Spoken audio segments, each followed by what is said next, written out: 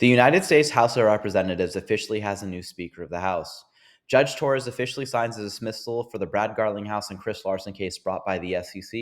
And the last thing that we're going to be going over, and probably the biggest news, is Blackrock lists the Ishares Bitcoin Trust, and it sent Bitcoin up above $34,000, and the rest of cryptocurrency followed. So make sure you guys tune in all the way to the end of this video to find out all the details. Hey guys, it's Ryan with Big Dog Investing. Thank you guys for tuning into my channel. If you guys could do a couple of things for me, if you guys can go ahead and like, comment, subscribe to my channel if you guys have not done so already. Click the bell notification down below so YouTube can send you guys notifications whenever I release videos. Watch my videos all the way to the end. And if you guys could share my videos and share my channel with anyone, I'm trying to grow my channel as much as I can, and I definitely need your guys' help in doing so. Getting started, today's be Monday, October 31st. Sorry it's been a little bit for the video to come out since the last one. I have a new baby at home, but I'm going to be trying to roll out videos as much as I can. So make sure, again, you guys tune into the next video. The total market cap for all cryptocurrency right now is $1.27 trillion. This is a 0.4% decrease on the day today. Fear and greed index, we're at a 72, so we are a lot higher than we were in our last video. So this is good news, again, for the cryptocurrency market as well as stocks also. But again, no financial advice. Bitcoin right now is currently trading at $34,397. Ethereum, $1,801, and XRP right now at 57.48 cents. Getting into our biggest gainers and losers on the day today, we had some big gainers. We got Ruin right now up 13.2%, BTT up 11.2%, and then we got Pulse up right now at 8.9%. Biggest losers on the day today, we got RNDR at 6.1, KAS at 5.4, and then we got AXS down right now at 3.2%. Looking on the week, though, from our last video, we've seen some pretty good rises in a lot of cryptocurrency. If you guys find any that you really like, again, it's been a green day, a green month, and a green week. So some of these coins are doing pretty good. Ethereum, Hex, it's kind of weird that this one's popping up because Hex is a cryptocurrency on the Ethereum network. So it's kind of interesting to see that this one is the new one that just popped up because this is the original Hex. But obviously, if you guys have been invested in cryptocurrency in the last month, you guys are sitting pretty well. Getting into our news, though, new footage from the Democratic Representative Jamal Bowman. He said that, the House of Representatives was getting ready to vote for a financial package to save the government from going into a shutdown. A fire alarm got pulled. He said it was an accident. He was trying to reach for the door and missed. Official video got released, so let's go ahead and watch and see if this was really an accident. So to me, it looks like right here, he's taking down these fire alarm signs and he pulls the alarm and just walks away. To me, I don't really think that he actually did this accidentally. I do believe it was an intentional, and he was officially charged. So he was criminally charged for falsely pulling a fire alarm in the Cannon office building. He has since accepted a plea deal, but it was kind of hilarious how the media portrayed him as being an accident. He didn't mean to do it. He's not here trying to hurt the American people. But if that government shutdown actually happened and it was because of this fire alarm, it would have been his fault. So, he took a plea deal. He says that it's, he's basically just has to pay a small fine, do a little bit of community service, and it should be expunged from his record in 6 months, according to the interview that he had with a news reporter.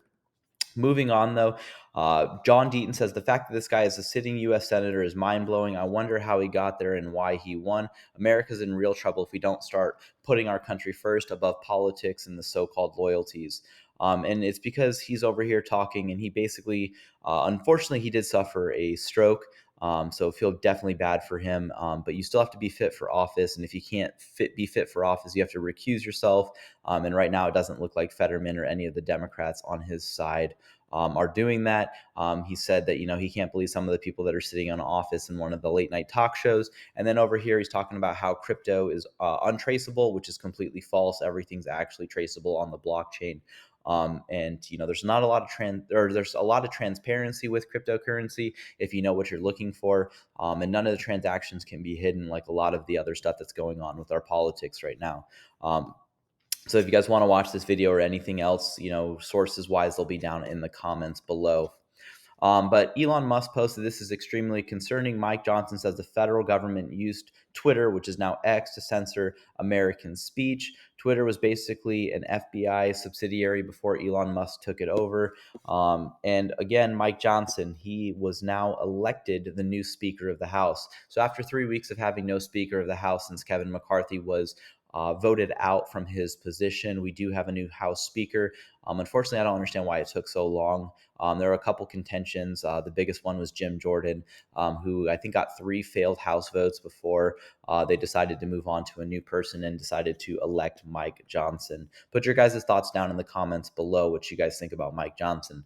But BlackRock's Ishares Bitcoin Trust is now listed on the Depository Trust and Clearing Corporation with the ticker IBTC.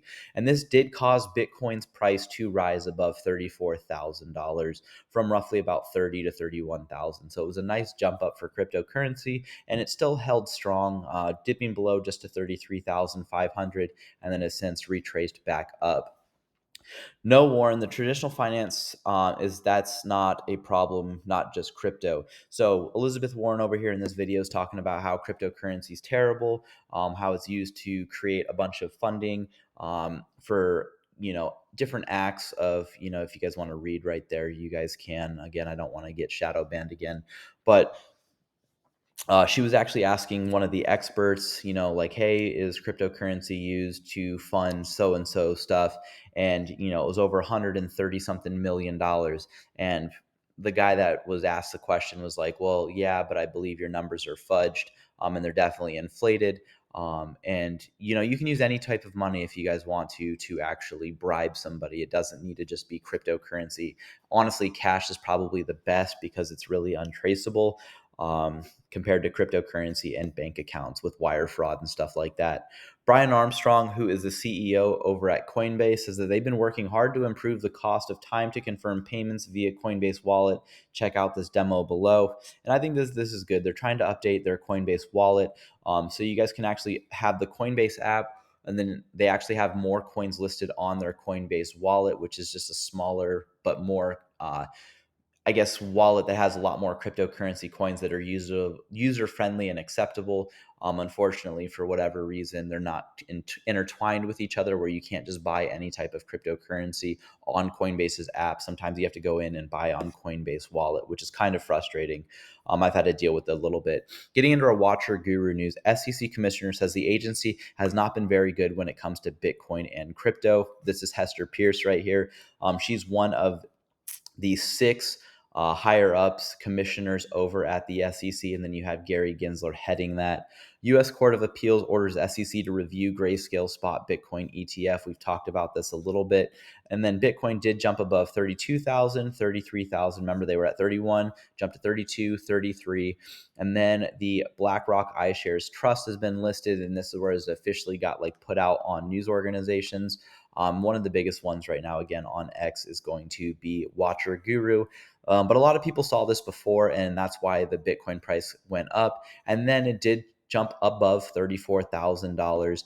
It did touch $35,000 for just a brief second, but I said around 34 because it did stay at $34,000. 310 million worth of Bitcoin shorts liquidated in the past 24 hours. So there was a bunch of, kind of collusion and stuff like that a bunch of people were saying, well, if people took a long on Bitcoin and then just magically had BlackRock's thing posted, get, get the price of Bitcoin, people to buy into it, and then they make a bunch of money off of it, and then Bitcoin's price tanks when they decide to sell.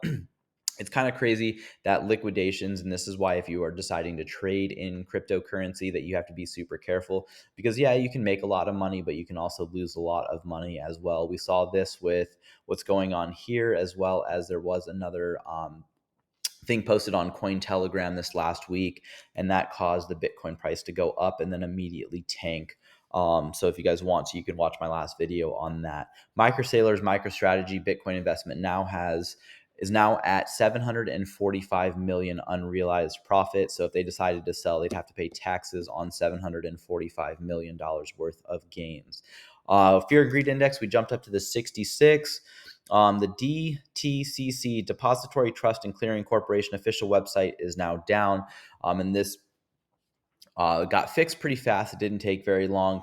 But with the BlackRock Ishares Bitcoin Trust, it was removed from this DEX, and then it was relisted right away within less than probably an hour of it being removed. It got relisted.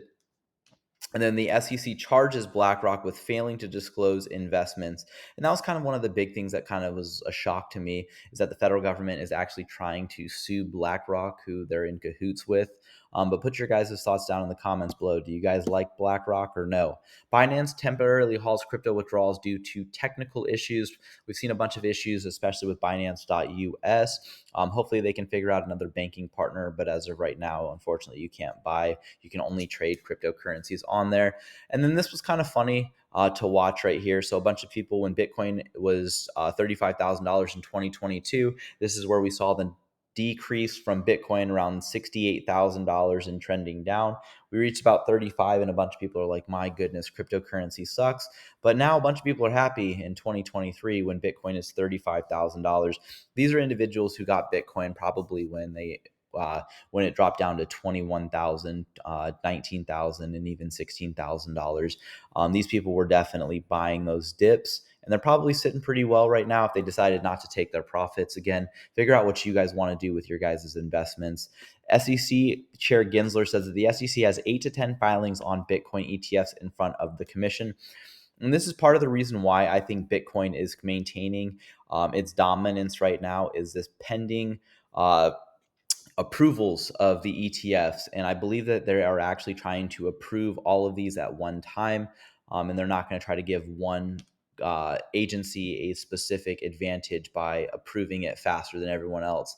U.S. lawmakers seek to criminally charge against Binance and Tether. Again, this is just the government's, lack of cryptocurrency laws on the books, in my opinion, but we'll see what happens. Sam Bankman-Fried, he's in that court trial. This is on the 4th week right now, says that he believed it was legal to take FTX customer funds through Alameda Research. And this is him just trying to basically play dumb, in my opinion, but we'll see what happens.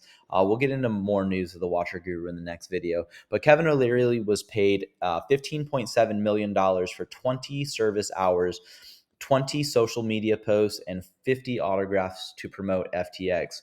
So this guy was basically paid roughly about $700,000 every hour to promote FTX and consult with them and say, yeah, this is good. Yeah, this is bad. In my opinion, that's completely ridiculous. No one person is worth that much money per hour.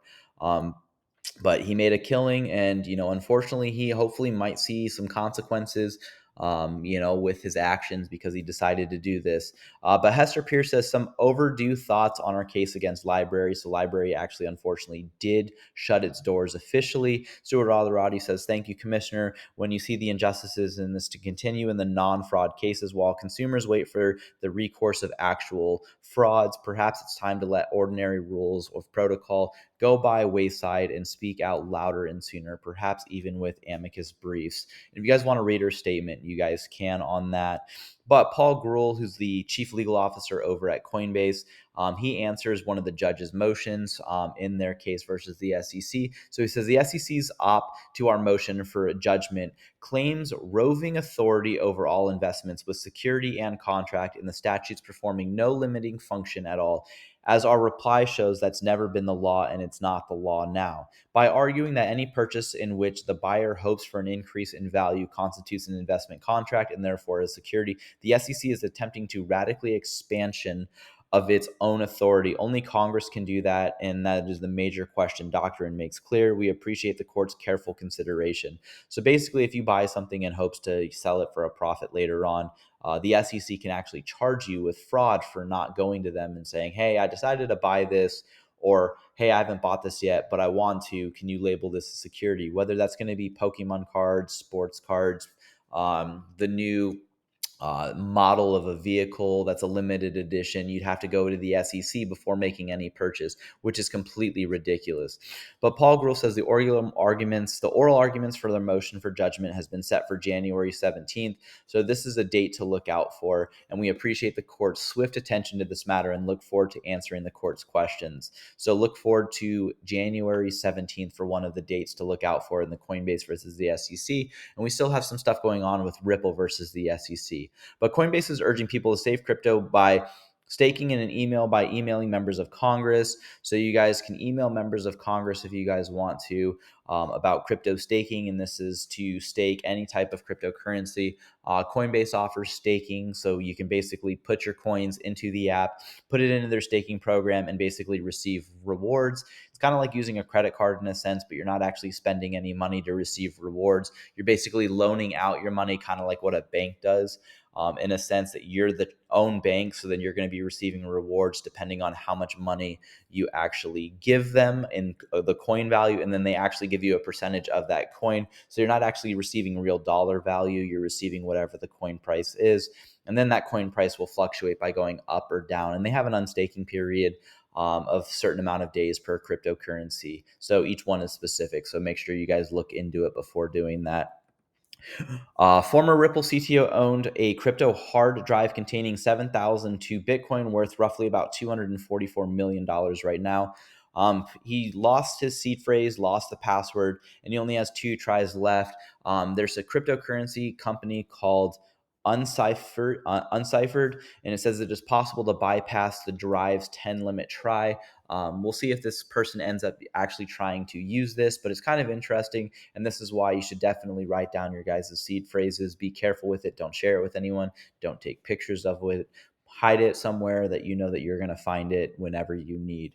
Quant says CBDCs are coming, but forward-thinking banks aren't waiting for them. They're issuing them on their own. And they say that JP Morgan is one of the best examples. And this is JP Morgan coin. In my opinion, this is completely terrible. I do like Quant, but Quant with JP Morgan promoting their coin. This is my opinion was the reason why the SEC brought the Ripple lawsuit. If you guys want to read more about it, you guys can.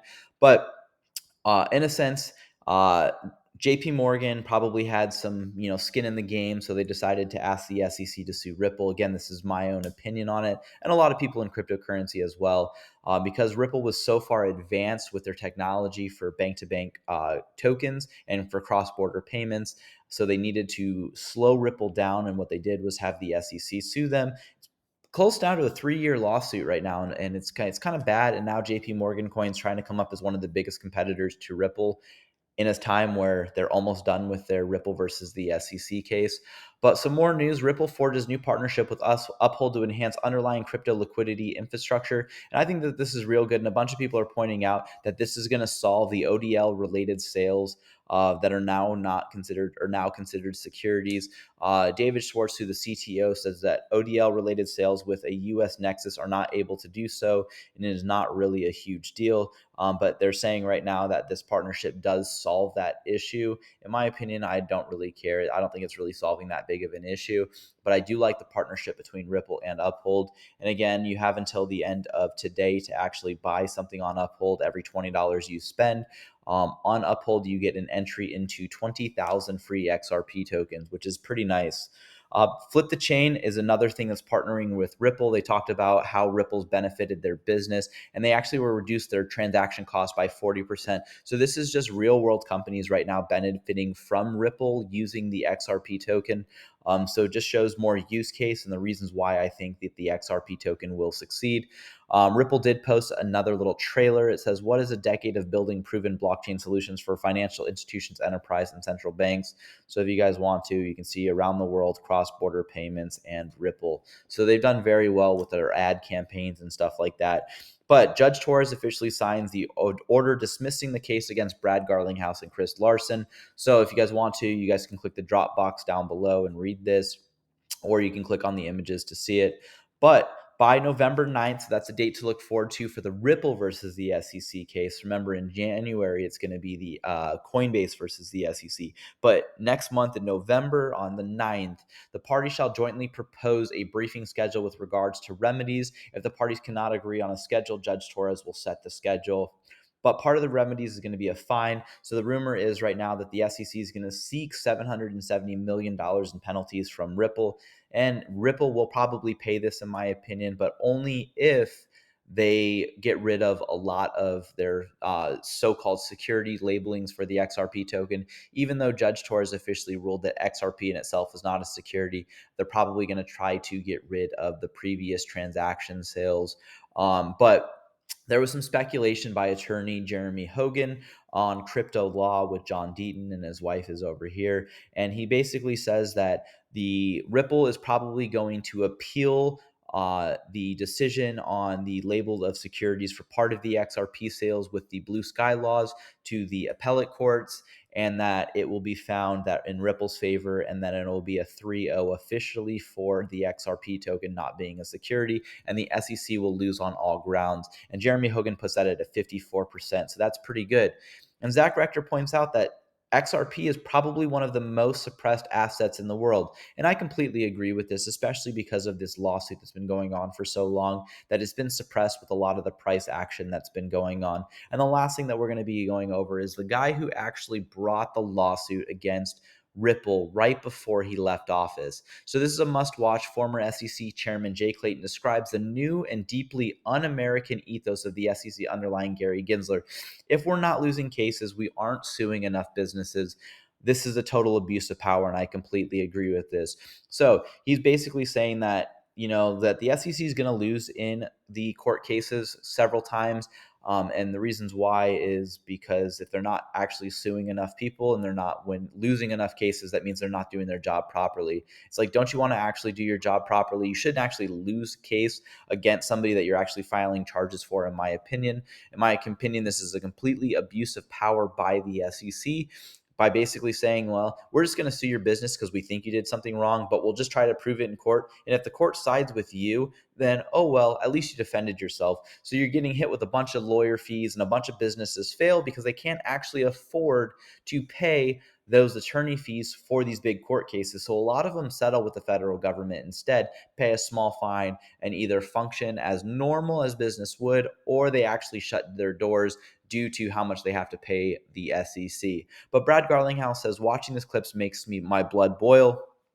The hypocrisy is shocking that CNBC should be calling him out for his bullshit. As a reminder, Jay Clayton brought the case against Ripple, me, and Chris Larson and left the building the next day. So put your guys' thoughts down in the comments below. Will we see something come out of this in the future? If you guys can invest with the big dog, stay on the porch. Thank you guys and have a good one.